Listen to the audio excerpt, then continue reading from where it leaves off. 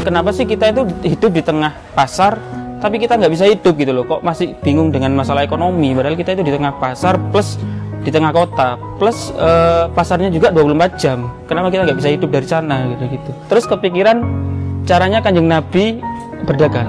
Cara Kanjeng Nabi berdagang kan ketika dia kulak dengan harga Rp1.000, ya udah nih aku jual barang A dengan harga Rp1.000. Nah terus untungmu di mana? Ya udah terserah kamu mau ngasih untung berapa. Nah itu kita praktekkan di Tumbasno. Jadi untuk fee-nya itu kita fee-nya seikhlasnya gitu.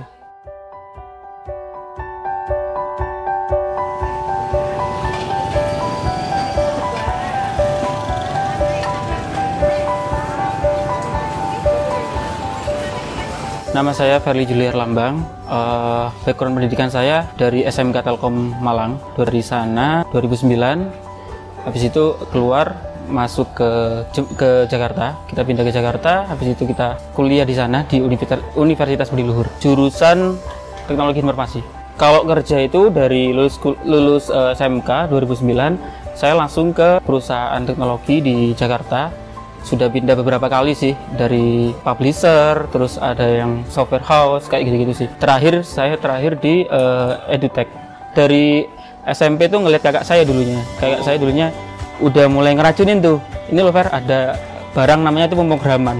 Dari sana diajar-ajarin, terus dicekokin buku-buku tuh. Cekokin buku-buku, akhirnya nyoba-nyoba sendiri kok asik gitu. Akhirnya keterusan sampai sekarang. Ketagihan. Berawal dari kakak saya yang udah agak lama tuh bekerja di digital, jadi jelasinnya di keluarga internal sendiri nggak terlalu susah. Cuman kalau ditanya tetangga tuh susah itu, gimana cara jelasinnya? Iya, keluar cuman buat sholat atau cuman buat nganterin anak, tiba-tiba kok tapi kok kamu bisa hidup dengan gitu. Itu agak aneh di sini gitu. Tuyulmu di mana gitu?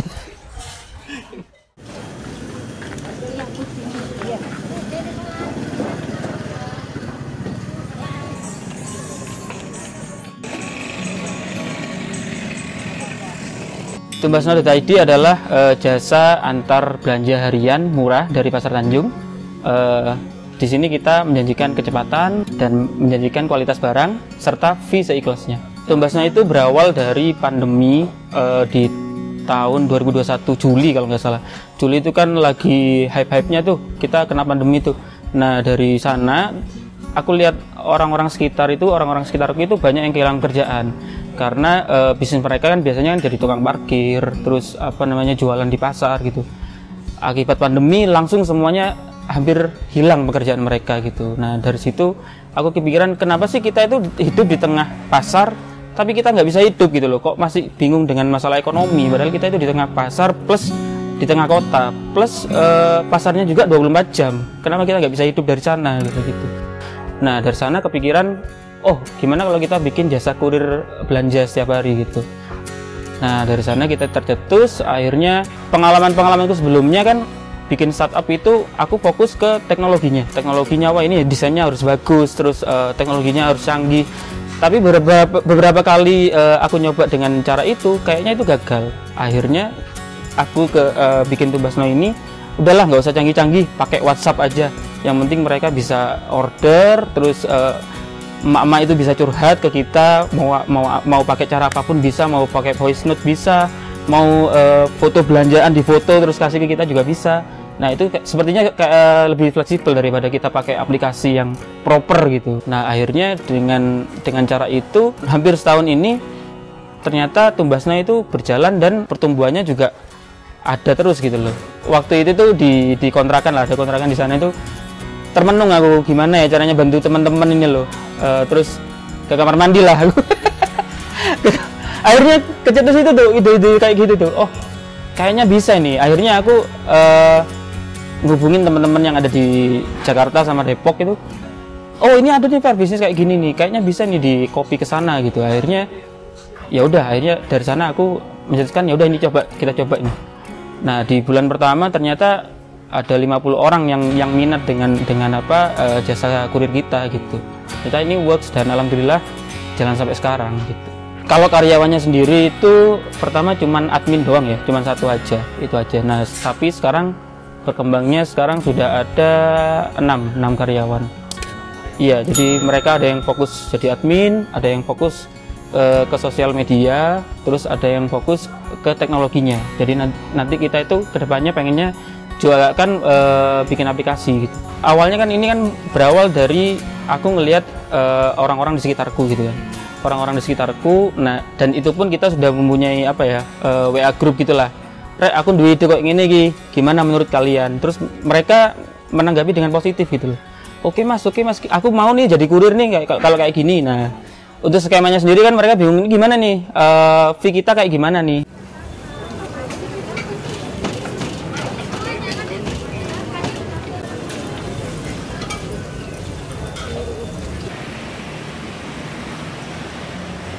Nah, dari sana itu aku gimana ya, terus kepikiran caranya Kanjeng Nabi berdagang. Cara Kanjeng Nabi berdagang kan ketika dia dapat punya satu barang gitulah. Misalkan dia kulak dengan harga Rp1.000. Ya udah, nih aku jual barang A dengan harga Rp1.000. Nah, terus untungmu di mana? Ya udah, terserah kamu mau ngasih untung berapa. Nah, itu kita praktekkan di Tumbasno. Jadi untuk fee-nya itu kita fee-nya seikhlasnya gitu. Jadi kita nggak mengambil keuntungan dari barang-barang yang dibeli di pasar ini gitu.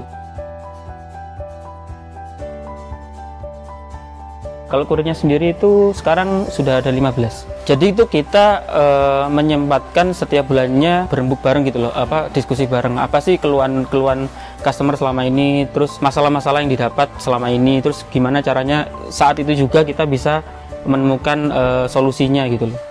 Nah, itu yang bikin kita selama ini mengumpulkan masalah, dan masalah-masalah itu bisa kekumpul dan bisa langsung kita hajar ketika kita dapat masalah itu gitu.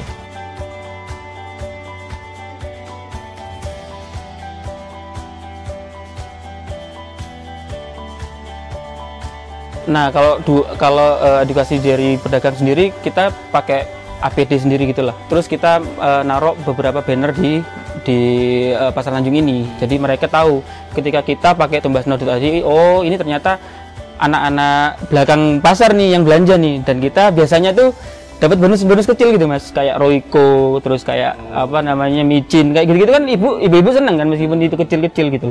Nah kayak gitu itu jadinya lebih positif buat kita gitu. Malah mereka ngerasa ketolong karena kan waktu pandemi itu benar-benar sepi banget di sini nih mas. Kondisi pasar sepi banget, orang takut keluar rumah gitu.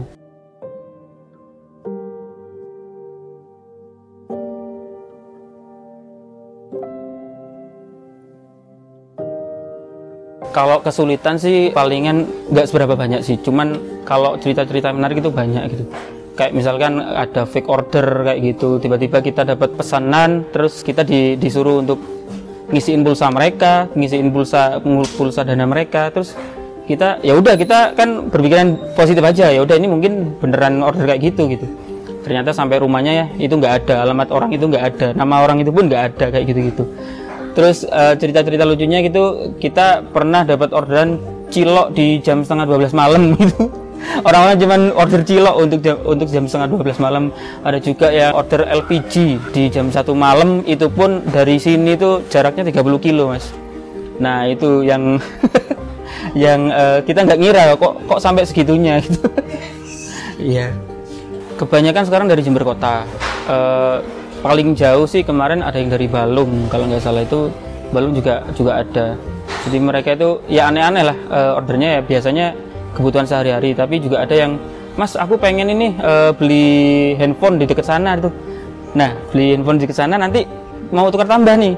Nah nanti HP ku saya kasih ke sampean, nanti yang baru aku bawa ke sini kayak gitu-gitu. Itu ada yang random orderan kayak gitu itu. Kita kan juga ada yang cateringan gitu ya, jadi sekali belanja itu udah 1 juta lebih lah, kadang sempat ada yang 2 juta gitu, dan itu perlu nggak cuma 1 kurir untuk ngantar gitu, biasanya 2 kurir barengan ke sana, rombongan gitu. Kalau sampai rewel sih nggak, cuman mereka komplain iya mungkin, jadi mungkin kita dari sisi kurir juga ada keterbatasan atau kelalaian gitu, misalkan ada beli kecap nih, kita lupa nggak ngelihat expirednya kapan gitu kan. Nah itu biasanya tuh mereka ya komplain lah, nggak sampai rewel sing sampai kebangetan, itu nggak sampai kita dapat kayak gitu. Tapi ya dari kita karena menjaga kepercayaan, ya udah langsung kita ganti aja kalau kayak gitu, langsung kita ganti waktu saat itu juga.